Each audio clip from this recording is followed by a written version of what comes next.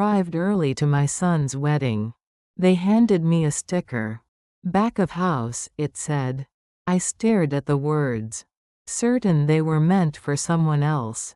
But no, it was for me, for the mother of the groom. My son's wedding, my money, yet my name erased. No invitation, no welcome, only the kitchen door. I stood there invisible, dismissed like hired help. The pearls around my neck tightened, heavy as a noose. If you're watching this, subscribe and let me know where you're watching from. I am 67 years old. A widow, a mother. For 40 years I made other people's lives fit better. Hospital kitchens at dawn. Wedding dresses in cramped shops. Seams that held families together. James died 3 years ago. Heart attack in the garden he loved. Left me with a mortgage and memories and a son who calls on Sundays. Sometimes. I arrived early to my son's wedding rehearsal. The Magnolia courtyard smelled like lemon polish. And money. Always money in places like this. I wore my navy dress. The one I made myself. Pressed seams. Clean lines. Pearls that caught the Charleston light. The usher smiled at his tablet. Scanned for my name. Ruth Delgado, he found. Then he pointed toward the service hallway. "Family help enters through the kitchen," he said. I laughed. I thought he was joking. He wasn't. Across the stone terrace, my son Daniel posed for pictures. His fiancée Sloane touched his elbow. Arranged the shot like furniture. She owned a boutique called Sloane & Son. Everything she touched became a display. The guest list read like a catalog. Venture capital uncles. Pilates aunts. A city councilman who smiled for cameras. I had sold James's fishing skiff for tomorrow's ceremony. $61,000. The venue deposit. The string quartet. The garden roses that cost more than my monthly pension. Daniel had asked me not to make it a thing. So I paid quietly, like I had always done. The usher waited. His tablet glowed between us. I told him I was the groom's mother. He swiped again. Turned the screen so I could see. Delgado, Ruth. Back of house volunteer. Steward. The word steward sat in my throat like a stone. Sloane noticed us talking. She glided over in silk that rustled like money. Her smile could blind a weaker woman. "Ruth," she said, "you found the clipboard. The caterer needs extra hands with the favors. It'll keep things seamless tomorrow." I asked about back of house.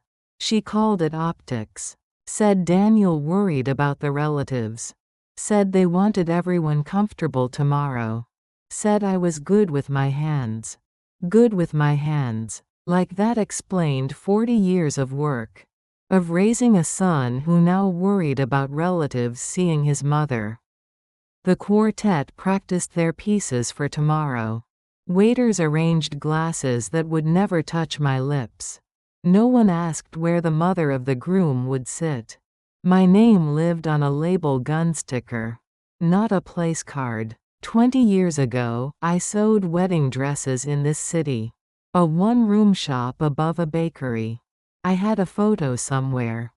Daniel at 8 years old. Asleep under my cutting table. Satin falling around him like clouds. I had forgotten what it felt like to be placed where you couldn't be seen. Unless someone needed something. The sticker felt warm in my palm.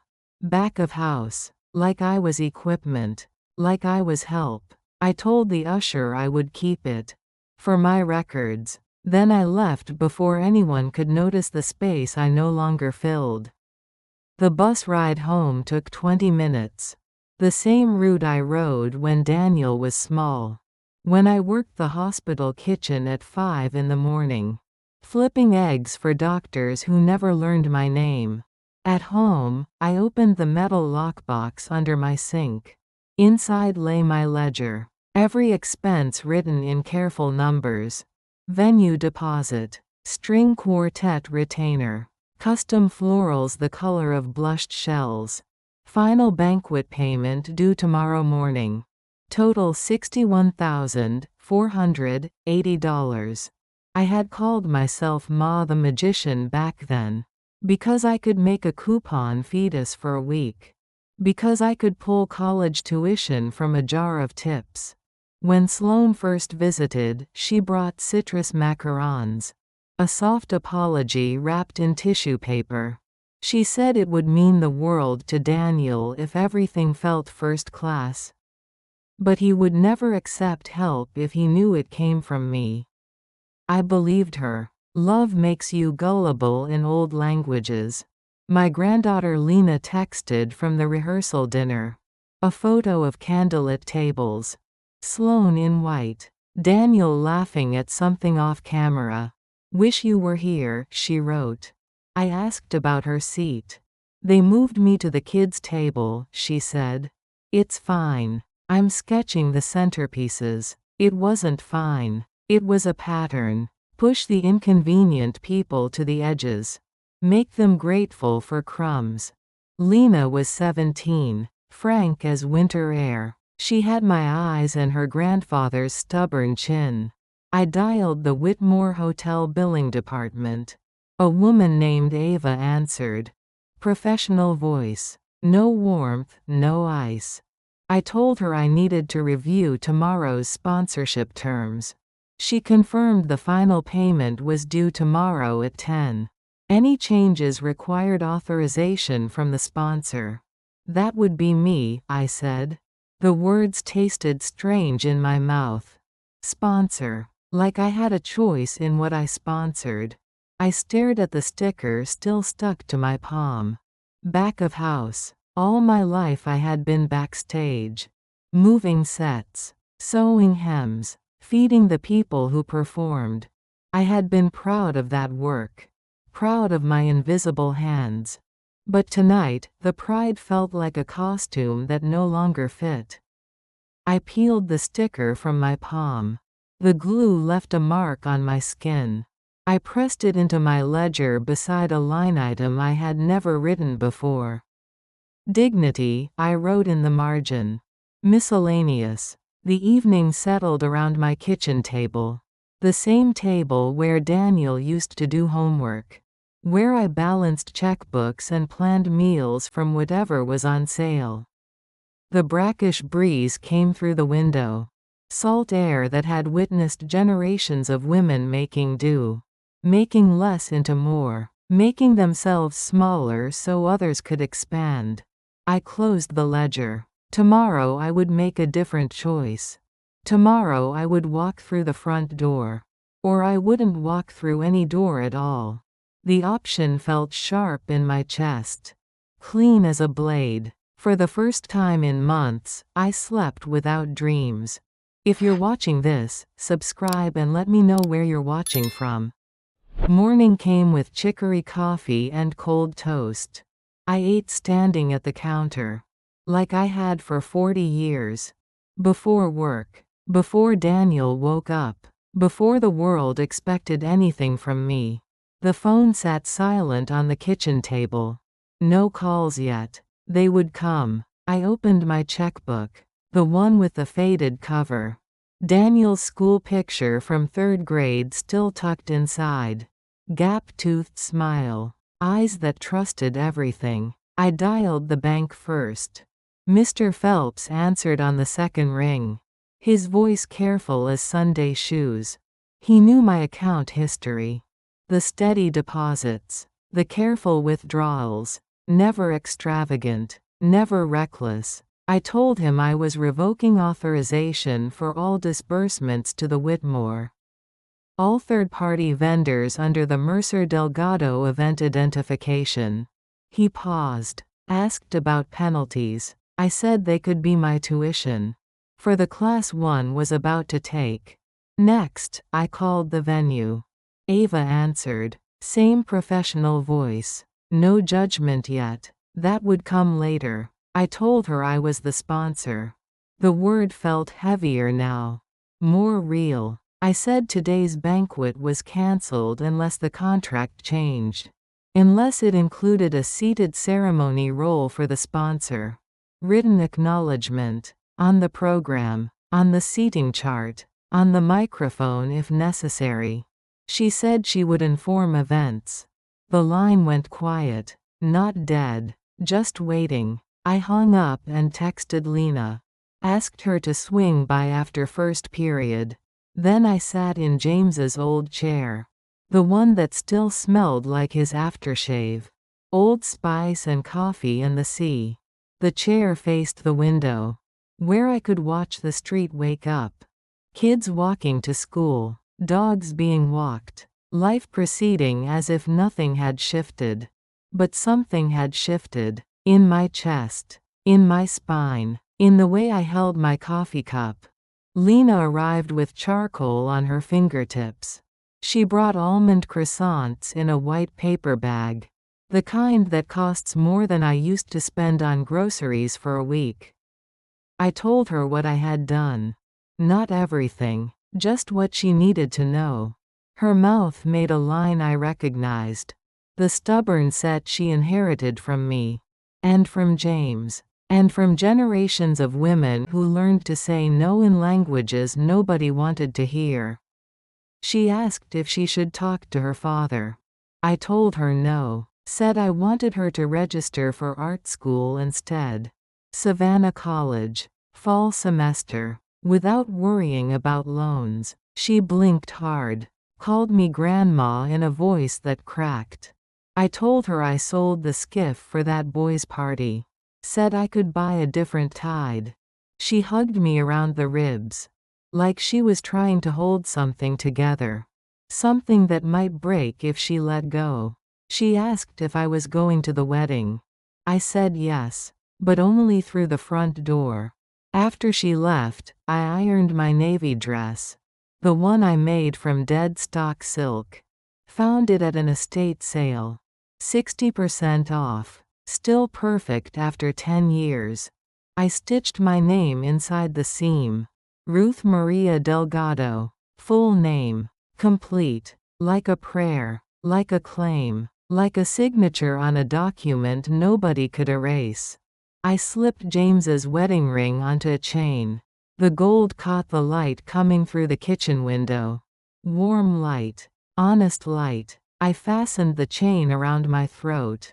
The ring settled just below the hollow. Where my pulse lived. The mirror in the hallway showed me a woman I could trust. Gray hair pinned neat. No apology in the line of my shoulders. Eyes that had seen enough to know the difference between kindness and cowardice. The phone started ringing. First Ava. Then the wedding planner. Then Daniel. I let them rotate to voicemail. Their voices urgent. Confused. Angry in ways they couldn't name yet. I wrote one email instead. To both families. Short sentences. Clear meaning. The sponsor requires acknowledgement or withdraws support. The smallest word in any language is no. It fits in any mouth. I pressed send before I could reconsider. Then I put on lipstick.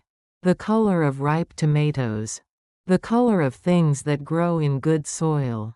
Things that ripen in their own time. I sat in James's chair and waited for the day to tell me how brave I was. The afternoon stretched like taffy. Hot and sweet and dangerous to teeth that weren't careful. I watered the plants on the back porch. The ones James planted before his heart forgot how to keep time. Mint and basil. Rosemary that grew wild despite my neglect. The herbs smelled like memory. Like Sunday dinners when Daniel was small. When he helped me tear lettuce and set mismatched plates. Before he learned to be embarrassed by hand-me-down furniture. Before he met women who measured love in thread counts. I picked mint for tea. The leaves bruised under my fingers. Released their sharp sweetness into the thick air. Inside, I brewed the tea in James's favorite mug. The one with the chip on the handle. The one Daniel always said I should throw away. But I kept it. Like I kept his wedding ring. Like I kept the photo of Daniel sleeping under satin clouds. Some things deserve to stay broken. Some chips tell the truth about how we've been held. The tea tasted like summer afternoons. Like decisions made without asking permission. By evening, my phone showed 12 missed calls. 6 voicemails. 14 text messages. I deleted them without reading. Without listening. Tomorrow would bring consequences. Phone calls from strangers. Lawyers maybe. Stern voices explaining contracts I had signed with invisible ink. But tonight belonged to me. To the mint tea cooling in a chipped mug. To the weight of James's ring against my throat. To the sound of my own breathing in a house that finally felt like mine again. I opened my sewing box. Found the sticker from yesterday. Back of house. Still sticky with my sweat and anger. I cut it into small pieces. Fed them to the garbage disposal. Listened to the motor grind them into nothing. Some words deserve to disappear. Some labels deserve to die. I went to bed early. With the windows open. Salt air moved the curtains like friendly ghosts rearranging furniture. The house felt honest again. Clean in ways that had nothing to do with bleach or polish. I slept deep. Without dreams. Without apology. Tomorrow I would walk through the front door. Or I would stay home with my mint tea and my chipped mug and my name stitched inside my seam. Either way, I would be whole. If you're watching this, subscribe and let me know where you're watching from. The phone rang at 7 in the morning. Sloane's voice came through sharp as broken glass. Breathless. Panicked in ways that money usually prevents. She called it a misunderstanding. Said they never intended to hurt me. Her words tumbled over each other like rocks in a landslide. I told her she intended perfectly. Said she intended me invisible. She reminded me I had said I didn't want attention. That Daniel had told her I preferred the background. I said there was a difference between not needing applause and being erased. The silence stretched between us. Long enough for truth to find a comfortable chair. She asked what would happen if my name appeared on the program. Said the story would be complicated then. I told her it already was. Said that's what families are for. Complication. Truth. The mess of loving people who disappoint you. After I hung up, Daniel texted separately. Mom please, his message read. Just until after the ceremony. Optics matter right now. I stared at the word. Optics. Like I was a photograph that needed better lighting. He used to say truth matters. Back when I sent him to apologize for playground cruelty. When I taught him that how you treat people defines who you are. Somewhere along the way, the slogans had changed. Truth became optics. People became problems. My doorbell rang at 9:30. I opened it to find a woman in a navy blazer. Clipboard in hand. Eyes that had seen worse storms than this one. She introduced herself as Ava. Said the hotel wanted to offer a middle path. She explained they could reinstate services if Daniel issued written acknowledgement. If they seated me beside the aisle in the first row. If they listed my name properly. I considered this. The compromise. The half measure that would let everyone save face. I told her to seat me where I belonged. Said to put my name on the program's last page. Presented with love by Ruth Delgado. No logo. No flourish. Just letters that spelled the truth. Ava clicked her pen. Said she understood. 3 hours later, a PDF arrived in my email. Program version 6. On the final page, beneath watercolor magnolia leaves, my name appeared exactly as requested. The seating chart showed me in row 1, seat B, across from Sloane's mother, where the groom's mother belongs. I typed back one word. Approved. 10 minutes later, Lena texted a screenshot. Sloane's Instagram story showed white roses and script lettering. "Nothing can dim a day built on love and design," it read. I muted the account. Design is only honest when it admits its scaffolding. The afternoon passed quietly. I pressed my dress again. Polished my shoes. Cleaned James's ring until it caught light like water. At 5 o'clock, I took the bus downtown. The same route I had ridden yesterday. But everything looked different now. The buildings seemed smaller, less intimidating. The people on the sidewalk moved with ordinary purpose, not the careful choreography of those who performed their lives for strangers. I walked through the Whitmore's front entrance. Glass doors that turned slow as tide clocks. The marble floor echoed under my sensible heels. The concierge glanced at my place card, smiled with genuine warmth, not the practiced brightness of someone paid to be pleasant. "Welcome, Ms. Delgado," he said. "The aisle is just there." I thanked him. Meant it for the first time all week. The terrace glowed like amber. Sunset through Spanish moss. String lights wrapped around iron railings. The quartet played something that sounded like hope learning to trust itself. Guests murmured in expensive fabrics. Programs fluttered like nervous birds. The air smelled of gardenias and anticipation. I found my seat. Row 1, seat B. My hands had stopped shaking. Sloane's mother sat across the aisle, immaculate in dove gray silk. She studied me like a painting whose provenance she questioned. Her eyes traveled from my navy dress to my simple shoes to my hands that showed honest work. She said I must be Ruth. I said I must be. Nothing more needed saying. We were two women who had raised children, who had made sacrifices, who knew the weight of expectations and the cost of love. The officiant cleared his throat. Daniel appeared beside him in his rented tuxedo. Handsome the way hunger can be. Sharp. Practiced. A little careless with other people's hearts. He scanned the crowd. Found me in my proper place. Something flickered across his face. Relief. Annoyance. Love wearing a mask it had forgotten how to remove. Then his public smile returned. The one he had learned from conference rooms and client dinners. The music shifted. Guests rose like wheat in wind. Sloane appeared at the far end of the aisle. She moved in silk that probably cost more than my car. White as fresh paint. Clean as erasure. Her bouquet held roses the color of old promises. People lifted phones. Captured moments they would filter later.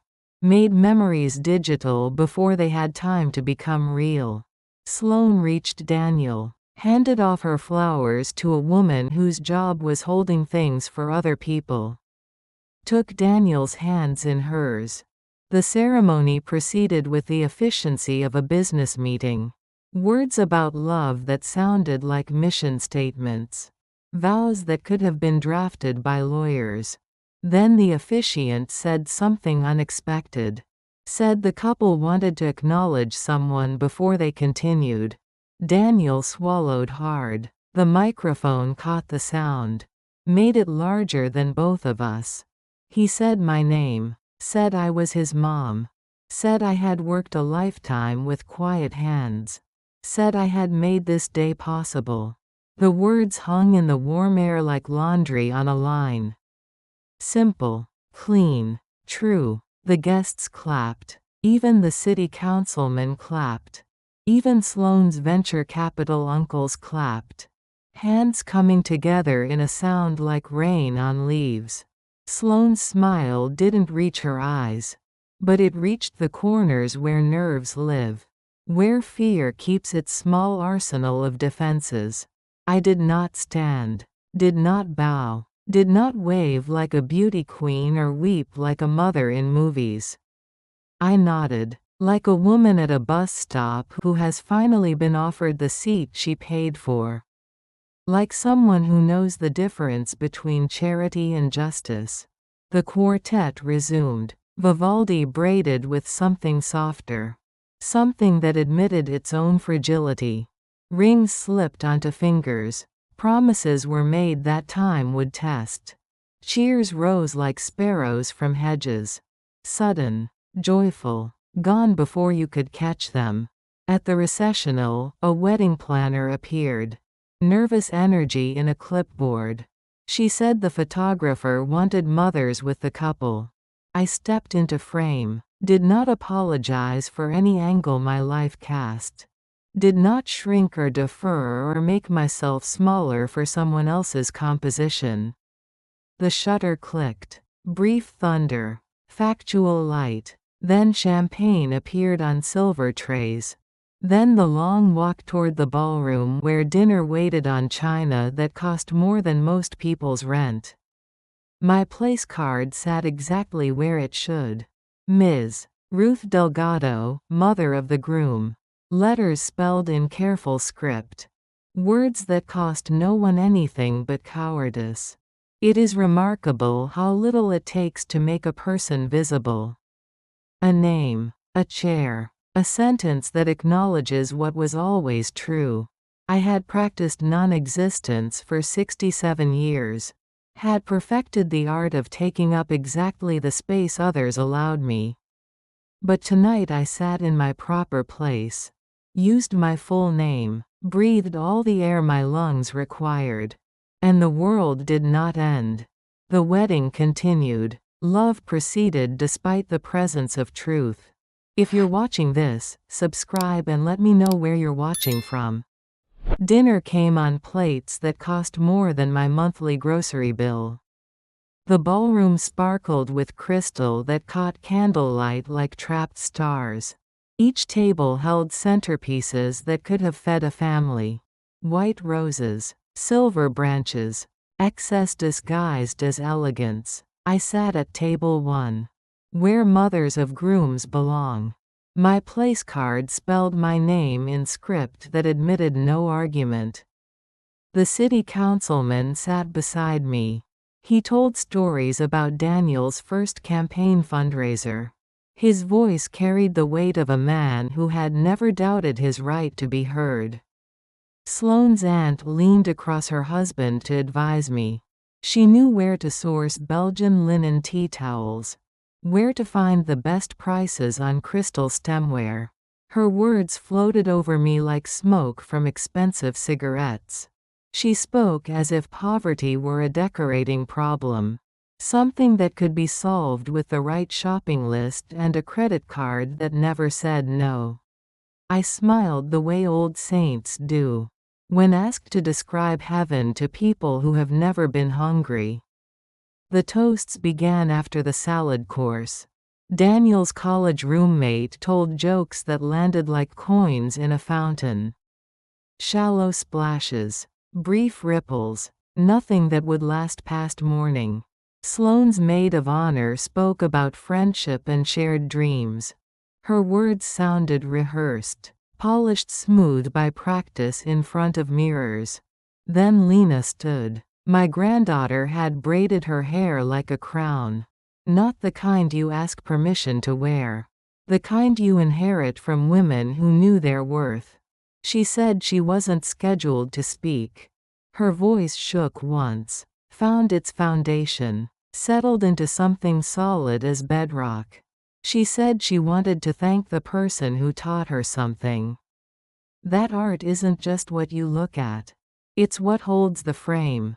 She lifted her glass toward me. Water, not champagne. Clear as truth. She said I had sold my boat to make this day happen. That I never asked for my name on signs. That I just wanted her father to feel proud.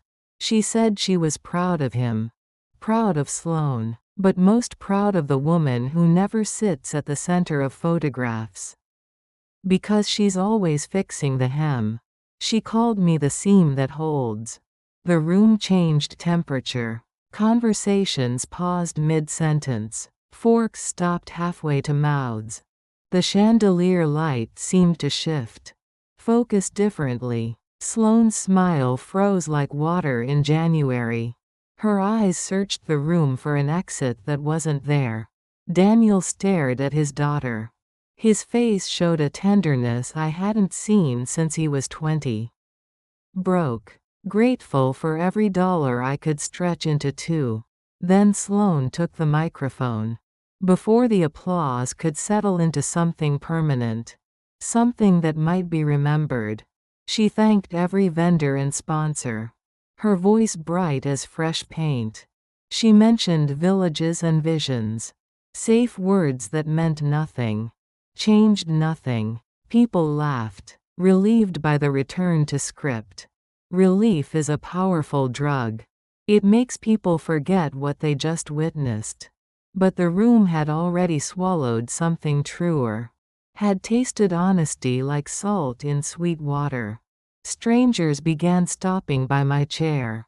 Placing hands on my shoulder. Telling me stories about their own mothers. Women who stitched, cooked, translated, swallowed their pride so their children could feast on hope. A woman with silver hair and kind eyes told me about her mother. Who cleaned houses so she could go to college. Who never learned to read but made sure her daughter could write her own name on any document. A man in an expensive suit spoke about his grandmother. Who took in laundry during the Depression. Whose hands were always red from bleach and work. Who saved every penny so he could study engineering. They came in waves. These successful people with their success built on invisible foundations. On women like me who held up the world without asking for credit. The dancing started at 9. The band played songs that sounded like money. Smooth, professional, forgettable as elevator music. I considered leaving. My job was done. My name was spoken. My place acknowledged. But I stayed. Let a waiter refill my water glass. Let Lena pull me onto the dance floor for a song that wasn't meant for grandmothers. The other dancers made room. Not grudgingly. Not with the careful politeness of people managing an inconvenience. They made room the way water moves around stones. Natural. Necessary. I let the photographer catch me laughing. Mouth uncurated. Joy showing its honest work. No filter. No angle designed to hide the lines that mapped my years. At 10:30, couples began drifting toward the exit. Thank yous and air kisses. Promises to get together soon that everyone knew were lies. I gathered my small purse. The one I had carried to Daniel's high school graduation. His college commencement. Every milestone where mothers were expected but not always welcomed. Daniel found me near the terrace doors. Where humid Charleston night pressed against glass like a warm hand. He called me Mom in a voice that had shed its performance. Small in a way that didn't diminish either of us. He said he was sorry. I told him I knew. Said not to waste the lesson on regret. He nodded, eyes bright with understanding that had arrived late but intact. He asked me to come to brunch tomorrow. His voice careful, hopeful. I asked if it had a front door. He laughed. The laugh I had taught him. The one that starts with air and ends with mercy. The laugh that remembers what it cost to learn joy in a house where money was scarce but love was not. Walking to the bus stop, I passed couples helping each other out of expensive shoes. Women carrying heels they couldn't walk in. Men loosening ties that had kept them strangled all evening. The night air smelled of jasmine and possibility. Of choices made and consequences accepted. My feet hurt in my sensible shoes. But they were my feet. My shoes. My choice to stay. My choice to dance. My choice to take up the space I had always deserved. The bus came on time. Half empty. Carrying hotel workers home from shifts that paid them less than guests spent on appetizers. I sat in a seat by the window. Watched Charleston roll past in streetlight and shadow. The same city where I had raised a son. Sewn wedding dresses. Learned to make less become more. But tonight it looked different. Like a place where I belonged. Not in the margins. Not behind the scenes. Not grateful for whatever space others allowed me. Just here. Present. Whole. The bus stopped at my corner. I thanked the driver. Walked the 3 blocks to my house with James's ring warm against my throat and my name finally spoken aloud. In my kitchen, I made tea. Mint from the garden. Honey from a jar that had outlasted 3 presidential terms. I sat at my table. The same table where I had written checks for Daniel's school supplies. Balanced budgets that never quite balanced. Planned meals from whatever was on sale. Tonight it felt like a throne. Not grand. Not ornate. Just mine. I opened my sewing box. Found the program from dinner. My name printed exactly where it belonged. Presented with love by Ruth Delgado. I pressed it flat between the pages of my Bible. Next to the verse about mustard seeds and faith. Small things that move mountains when planted in honest ground. Then I went to bed with windows open. Salt air moving curtains like friendly ghosts rearranging furniture. For the first time in months, I dreamed. Of gardens that needed tending. Of seams that held without breaking. Of frames that knew their job was to display the beauty they contained. If you're watching this, subscribe and let me know where you're watching from. Sunday arrived with biscuits and forgiveness. The restaurant Daniel chose had brick walls and mismatched chairs. The kind of place that served real butter in ceramic ramekins. Where the coffee came strong and the waitresses called you honey without irony. I arrived 10 minutes early. Old habit. The hostess led me to a corner table by windows that let in honest light. Daniel appeared in the doorway 5 minutes later. Hair uncombed. Eyes that had seen too little sleep and too much truth. He looked younger somehow. Less polished. More like the boy who used to help me fold laundry on Sunday mornings. Lena came with him. Paint under her fingernails. A sketchbook tucked under her arm like a shield she no longer needed. We ordered without studying the menu too carefully. Biscuits with sausage gravy. Eggs that remembered what chickens looked like.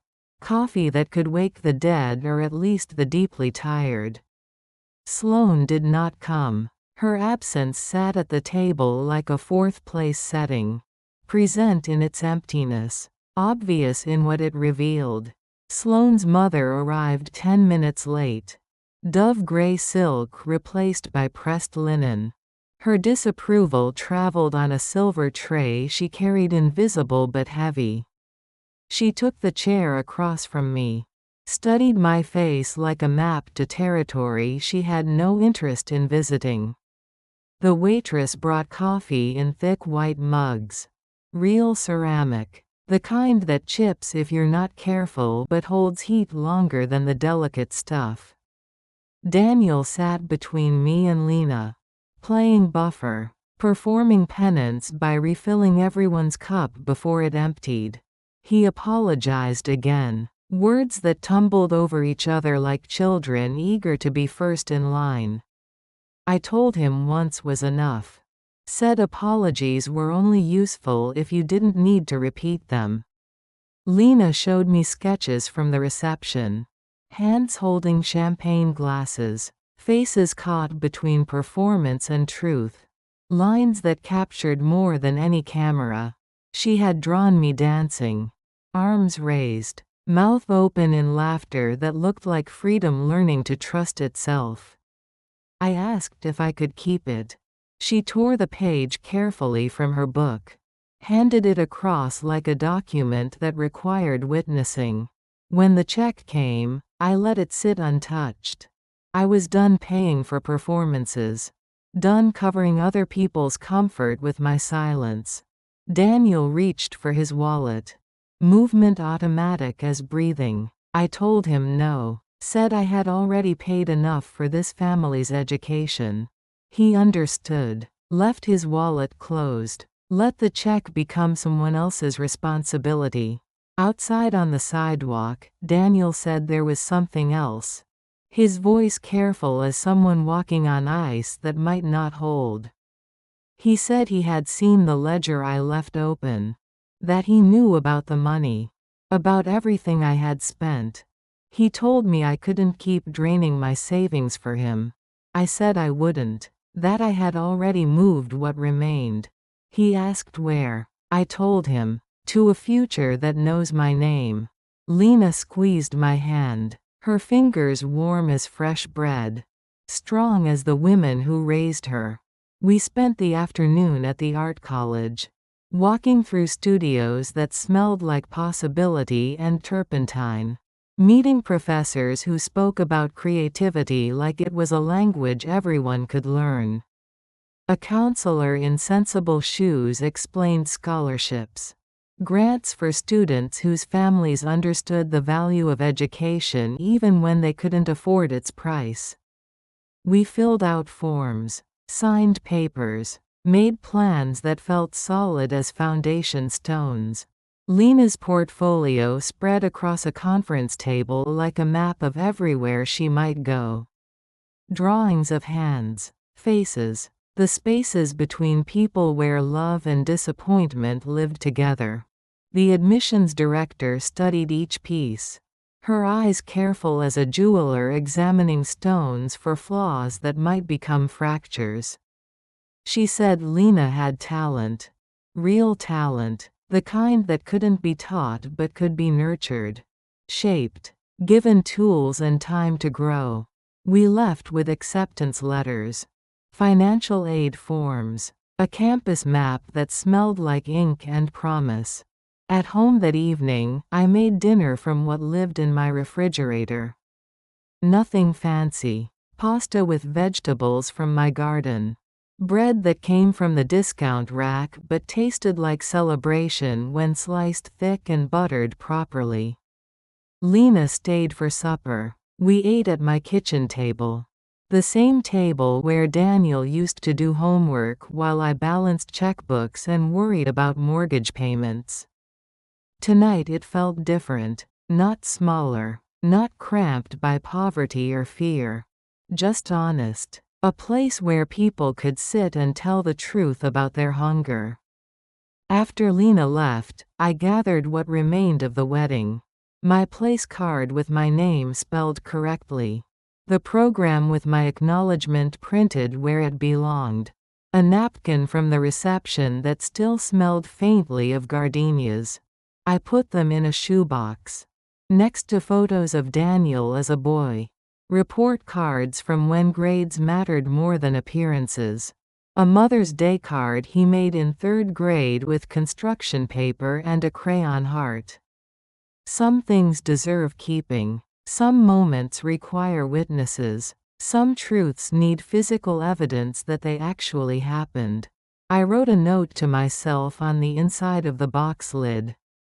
You are not a decoration. You are not help. You are a person whose name deserves saying aloud. 3 days later, an envelope arrived from the hotel. Thick paper. Expensive stationery. The kind that announced its importance before you opened it. Inside, an invoice for the penalties I had risked. Late fees. Cancellation charges. The cost of changing a story that had already been written. There was also a handwritten note. From Ava. Her words careful as a formal garden but warm as kitchen coffee. She hoped her own mother had someone like me. Someone willing to draw doors where others built walls. I sent a check for the penalties. Added a thank you note written on my own stationery. The kind you buy at drugstores but that carries truth just as well as the expensive stuff. We pay tuition, I wrote, for the classes that matter most. A week later, Sloane texted. Her message arrived like a missionary at the door. Polite, persistent, unwelcome. She asked if we could reset. Said the optics had been messy. That she was protecting the narrative. I typed several responses. Deleted them all. Wrote what was true and nothing more. Protect people, I sent back. Narratives can take care of themselves. She didn't respond. Some conversations end not with arguments but with silence. With the recognition that certain distances can't be bridged by good intentions or better marketing. I slept that night with windows open. Salt air moving through my house like blessing disguised as weather. The curtains lifted and fell with tides I couldn't see but could feel in my bones. The rhythm of things that knew their place without needing permission to occupy it. In my dreams, I tended gardens where everything grew in its season. Where roots went deep and flowers faced whatever light they could find. Where the frame knew its job was not to hide the picture but to help people see it clearly. I woke feeling lighter. Not because my burdens had disappeared but because I had finally learned the difference between carrying weight and being crushed by it. Some loads are meant to be shared. Some stories require more than one voice to tell them properly. But first, you have to know your own name. Have to say it aloud. Have to insist that it belongs wherever you are standing. The rest follows like morning after night. Natural. Inevitable. True. If you're watching this, subscribe and let me know where you're watching from. Autumn arrived the way forgiveness sometimes does. Without fanfare. Just cleaner air and softer light. I took a job at the alterations counter in Henderson's Music Co-op. The old building still held echoes of piano lessons and choir practice. Now it housed artists who couldn't afford downtown rents. My corner station faced the window. I could watch people pass on King Street. Tourists with cameras. College students with coffee. Mothers pushing strollers filled with everything but time. The work was familiar. Hems that needed shortening. Seams that required letting out. Bodies that changed faster than the clothes that tried to contain them. I kept a small sign by my register. Every garment tells a story about a body. Be kind. People read it while I pinned their alterations. Some smiled. Some looked away. Some nodded like they understood the weight of being measured by strangers. Brides came with Pinterest dreams and grandmothers' dresses. Grooms arrived with shoulders that didn't fit the suits their fathers expected them to wear. I listened to their stories while I worked. Weddings planned in haste. Marriages built on hope and credit cards. Love dressed up in fabrics that cost more than down payments. Some things never change. People still believe the right dress can transform their lives. Still think perfect seams can hide imperfect hearts. I didn't judge, just pinned and marked and promised to make things fit better. On a Thursday in October, Daniel visited the shop. He looked different, unshaven, relieved, like a man who had stopped running toward something he couldn't name. He told me Sloane had moved back to her loft downtown. That they were revising their arrangement. His words careful as someone walking through a minefield. I said I was sorry. Meant it, not for the loss of performance but for the ache beneath it. He set a flat box on my counter. Inside lay a photo book with a cover that showed my hands threading a needle. The pages held pictures I had forgotten existed. Me fitting a wedding dress in 2002. Standing in the hospital kitchen line with a hairnet and honest smile. Carrying a sleeping boy from a movie theater where the story was too big for his small attention span. On the last page, my name appeared in Daniel's careful handwriting. Presented with love by Ruth Delgado. I rested my palm on the page like checking a fever that had finally broken. I thanked him. Meant every syllable. He asked how I was doing. His voice stripped of the polish he used to wear like armor. I told him I was learning the difference between being useful and being used. He understood. I could see it in the way his shoulders settled. The way his breathing slowed to match something deeper than performance. Lena started classes in January. We video called on her first day. She stood in a studio that looked like a cathedral without a roof. Light poured through windows that had seen decades of students discovering what their hands could create. She told me she was painting frames. Not pictures. Just frames. She wanted people to notice the holding instead of just what was held. I said that was good.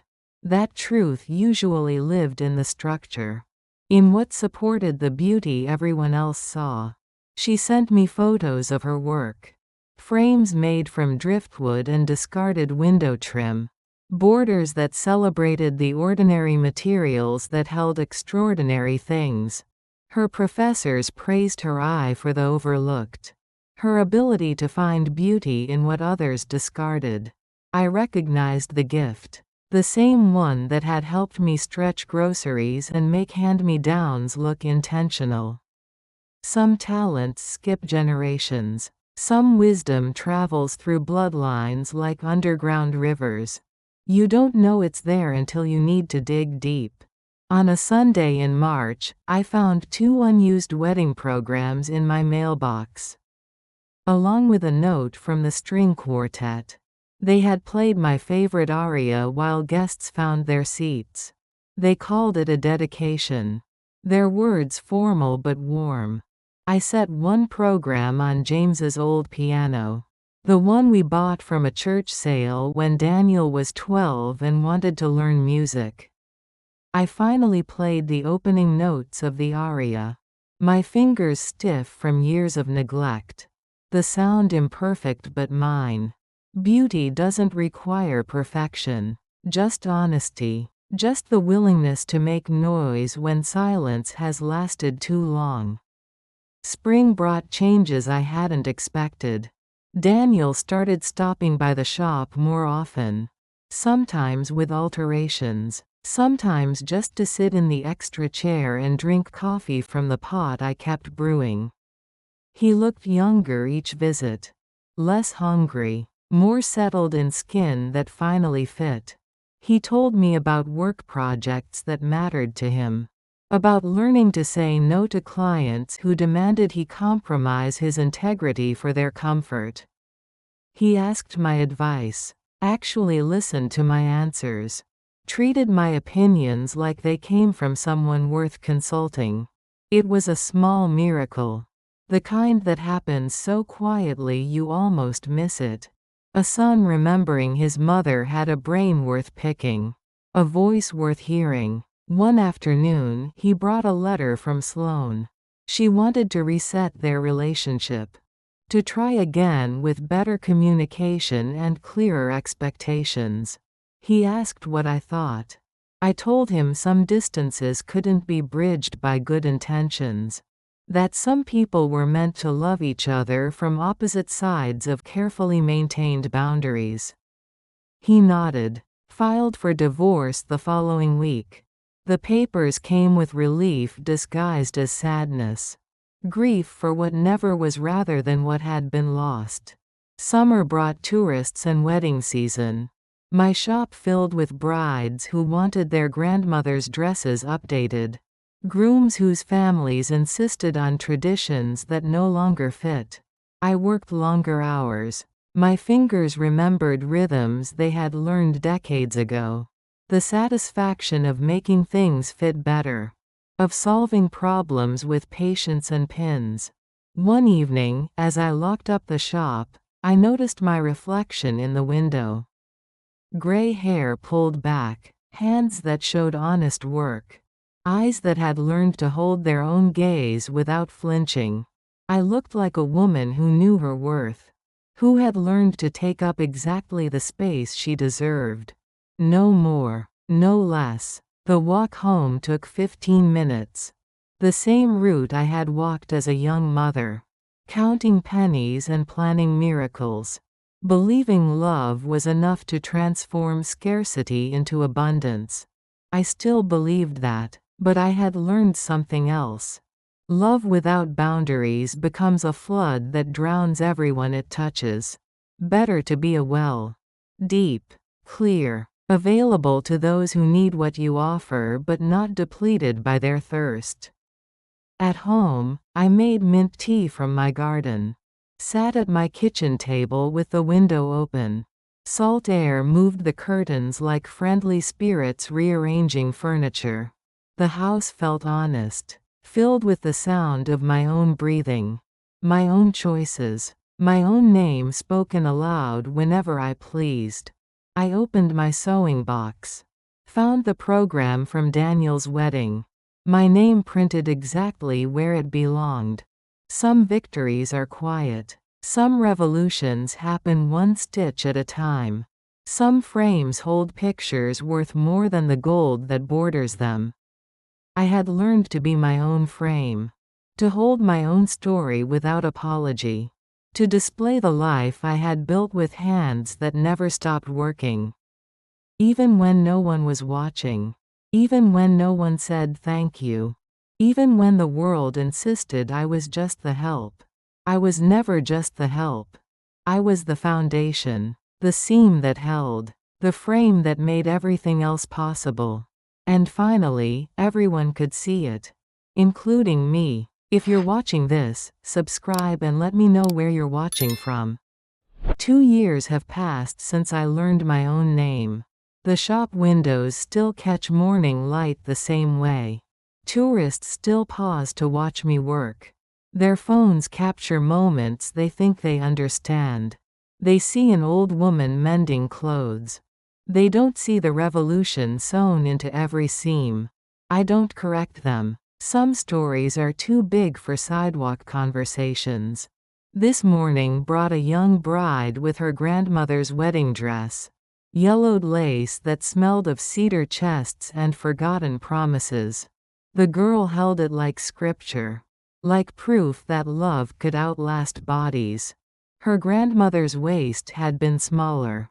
Her hopes perhaps larger. The dress hung wrong on different bones. Different dreams. I pinned the alterations while the girl talked. About college debt and starter apartments.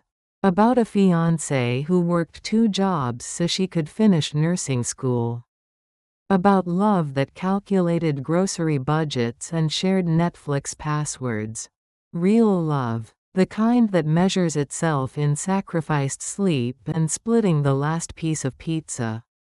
I told her the dress was beautiful. That her grandmother would be proud. That some fabric remembers the joy it once held. She cried. Not from sadness but from the weight of women who came before. Who made do with less so she could have more. I understand that weight now. How it can crush you if you carry it wrong. How it can support you if you learn to distribute it properly across willing shoulders. After she left, I sat with my coffee and yesterday's mail. Bills mostly. A flyer for senior discounts at the grocery store. A letter from Lena with sketches of her latest work. She graduates next month. Her portfolio shows frames made from everything people discard. Broken window panes. Weathered fence posts. Driftwood that learned beauty from being worn smooth by tides. Her professors call her work profound. I call it honest. The best art always is. Daniel visits twice a week now. Usually Thursdays after work. Sometimes Sundays when the shop is closed and we can sit longer with our coffee. He brings me stories from his job. About clients who want to buy integrity in 30-minute meetings. About learning to say no in boardrooms where that word costs money. He looks healthier each visit.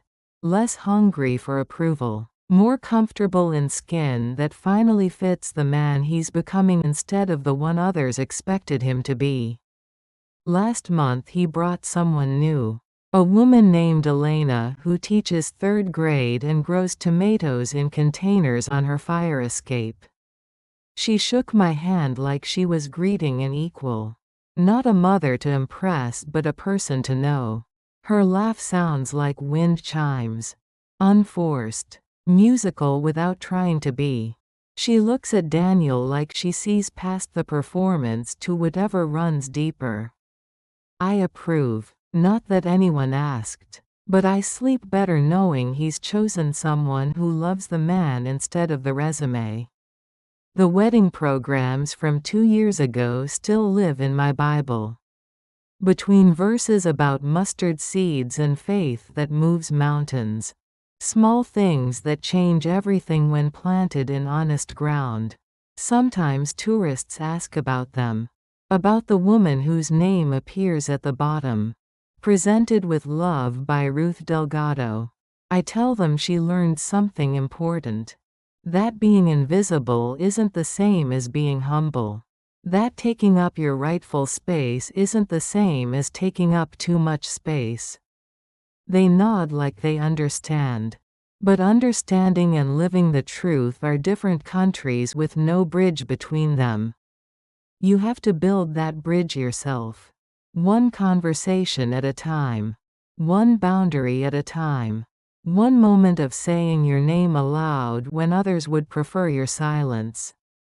The alterations business has grown. Word spreads among brides who want their grandmother's dresses updated. Among women who refuse to buy new when old can be made beautiful again. I hired help last month. A young woman named Maya who fled a marriage that tried to erase her. She has steady hands and eyes that recognize the difference between mending and enabling. We work in comfortable quiet.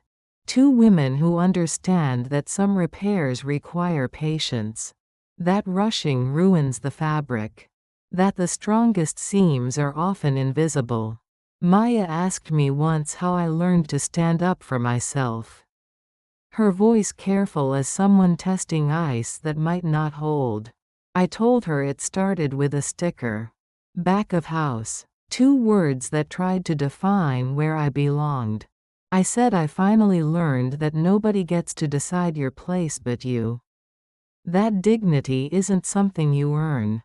It's something you claim. She nodded. Started claiming her own space in increments. Smaller at first. Then larger as her confidence grew. Last week she told a customer that alterations take time. That rushing wouldn't improve the result. That good work requires respect for the process. The customer complained. Said she could take her business elsewhere. Maya agreed that she could. Said some customers weren't worth the compromise they demanded. The woman left angry. Maya stayed proud. Some transactions cost more than money. Evenings, I walk the same streets I've walked for 40 years. Past houses where I once delivered finished dresses. Past the hospital where I flipped eggs at 5 in the morning. Past the school where Daniel learned to read words I taught him to value. The neighborhoods change. Young families replace empty nesters. Coffee shops replace corner stores. Progress disguised as renewal. But the rhythm remains constant. People falling in love. Making promises. Building lives from whatever materials they can afford. Some stories repeat because they're true. Because love always costs more than money. Because hope always requires more courage than comfort. At home, I tend James's garden. The one he started before his heart forgot its rhythm. Mint and basil that grow despite my occasional neglect. Tomatoes that ripen in their own time. I talk to him sometimes. About Daniel's new happiness. About Lena's success. About learning lessons he tried to teach me when I was too young to listen. About becoming the woman I was always meant to be. The one who existed before the world taught me to make myself smaller. He would be proud, I think. Of the space I claim. Of the name I say aloud. Of the frame I've built around my own story. Some nights I dream of weddings where mothers sit in the front row. Where sponsors are acknowledged. Where love includes everyone who made it possible. I wake knowing that dream exists now. Not because the world changed. But because I learned to change my place in it. The sewing box holds new treasures now. Thank you notes from brides whose grandmother's dresses fit perfectly after my alterations. Photos from Maya's sister's wedding where she wore a dress we mended together. Letters from women who read my story somewhere and wrote to say it helped them find their voice. Small things. Quiet victories. Evidence that standing up for yourself gives others permission to do the same.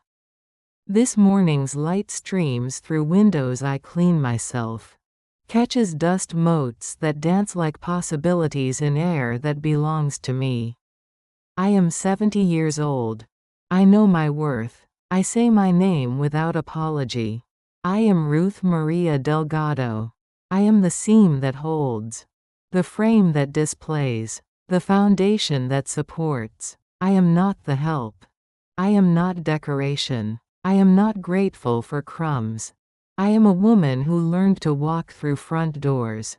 Who claims her proper place at tables she helped build. Who finally understands that the smallest word in any language is also the most powerful.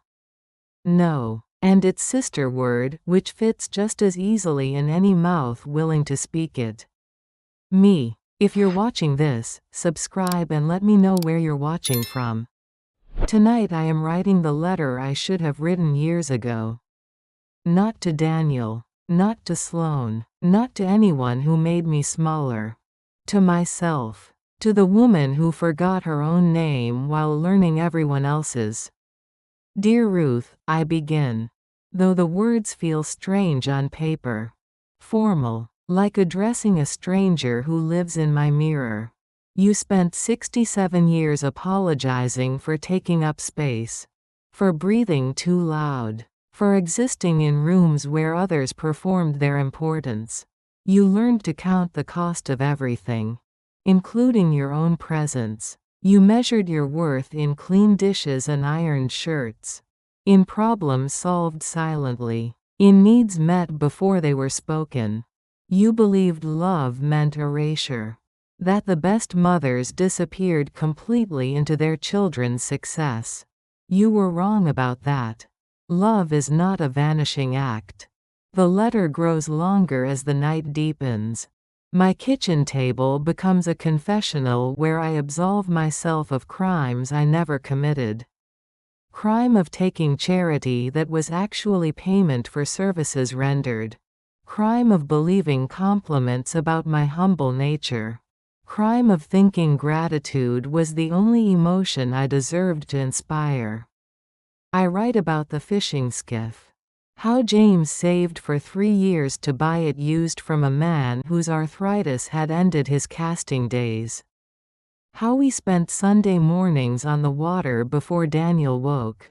How the boat held our conversations about dreams we couldn't afford but refused to abandon. I write about selling it. About the silence that followed the buyer's truck pulling away. About pretending I didn't mind losing the last thing that smelled like my husband's aftershave. About believing love required such sacrifices. That mothers were meant to be strip-mined for their children's benefit. I was wrong about that too. Love is not extraction. The clock above my sink chimes midnight. I brew fresh coffee, strong enough to keep the dead awake. The kind that tastes like determination disguised as caffeine. I write about the hospital kitchen. Those 5 a.m. shifts flipping eggs for doctors who never learned my name. How I saved every tip in a mason jar labeled Daniel's future. How proud I felt watching the jar fill with quarters and crumpled singles. How it seemed like proof that small sacrifices could build big dreams. How I never questioned who would fund my own future. Who would fill a jar labeled Ruth's dreams? Who would sacrifice for the woman doing all the sacrificing? I write about the wedding dress shop. The one-room space above Martinez Bakery where I spent 20 years turning other women's dreams into reality. How brides would cry when they saw themselves in my mirrors. How mothers would weep over fabric that transformed their daughters into princesses for a day. How I never once looked in those mirrors and saw someone worth dressing up. Worth celebrating. Worth making beautiful. I write about the thank you cards. Hundreds of them over the years. Beautiful cursive on expensive paper. Words about magical days and perfect fits and dreams come true. How none of them mentioned my name. How I was always the shop. The seamstress. The woman behind the magic. Never the magician herself. How I kept every card. Filed them in shoeboxes like evidence of my usefulness. My worth measured in other people's gratitude. The coffee grows cold while I write. The words pour out like water from a broken dam. Decades of silence flooding onto paper. I write about Daniel's graduation. High school, college, law school. How I sat in auditoriums full of proud parents taking pictures. How I applauded when his name was called. How he looked past me toward futures I had funded but would never share. How success had already begun teaching him to see me as origin story. As launching pad. As something to outgrow. How I smiled and nodded and said I understood when he stopped calling as often. When holidays became obligations. When visits became performances of filial duty. How I told myself this was natural. Expected. The reward for good mothering was successful children who no longer needed you. I was wrong about that. Good mothering creates adults who choose you not because they need you but because they value you. The letter grows heavy with honesty. My hand cramps from holding truth so long on paper. I write about the back of house sticker.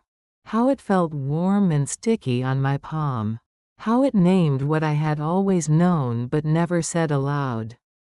That I was help, equipment, infrastructure, something necessary but invisible, something that enabled other people's joy without expecting any for myself. How I peeled it off my skin that night. How the adhesive left a mark that lasted for days. How I finally understood what had been stuck to me all along. Not just a label, but a way of being. A belief system that turned women into resources to be consumed by everyone they loved. I write about the morning after. About calling the bank. About watching my savings account balance drop to numbers that scared me. About discovering that dignity costs money but invisibility costs everything. About learning the difference between generous and disposable. About understanding that martyrdom is not a virtue but a choice. And like all choices it can be unmade. The letter runs 15 pages. My handwriting gets smaller as the space runs out. As if the paper is trying to contain an ocean in a teacup. I write about now. About the shop. About Maya learning to charge what her work is worth. About young brides who see their grandmothers in my mirrors and understand continuity for the first time. About Daniel and Elena. About watching my son choose someone who sees him completely. Who loves the man he is instead of the potential she can extract from him. About Lena's art. About frames that celebrate the overlooked. About how she learned to see beauty in discarded materials because I taught her not to waste anything of value. Including herself. Especially herself. The letter ends where it began. With my name written in my own hand.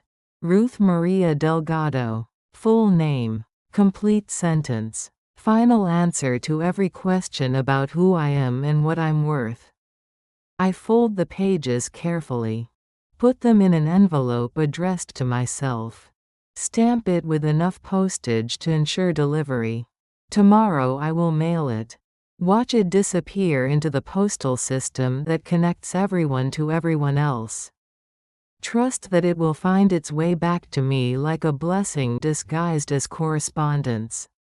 Some conversations require witnesses. Some truths need official delivery. Some forgiveness has to travel through proper channels before it can be received. I am writing to myself because no one else can absolve me of the crime of not knowing my worth. No one else can pardon me for the years I spent believing other people's valuations of my life. The letter will arrive in 3 days. I will open it with coffee and morning light. Read my own words like news from a friend I've been meaning to visit. And maybe then I will finally understand what I have always known but never believed. That I am not a rough draft of someone else's story. Not a supporting character in other people's dreams. Not a resource to be mined until depleted. I am the author of my own life. The protagonist of my own story. The woman whose name belongs wherever she chooses to write it. The envelope sits on my counter now, ready for tomorrow's mail pickup. A letter to myself from myself. The most important correspondence I will ever send. Outside my window, Charleston sleeps under stars that remember every woman who ever stayed awake writing letters she would never send. Who swallowed words that deserved saying. Who loved others so completely they forgot to save any love for themselves. But I am sending this one. This letter to myself. This declaration of worth. This recognition of value that was always there but never acknowledged. Some truths are too important to keep to yourself. Even when the only person who needs to hear them is the one holding the pen.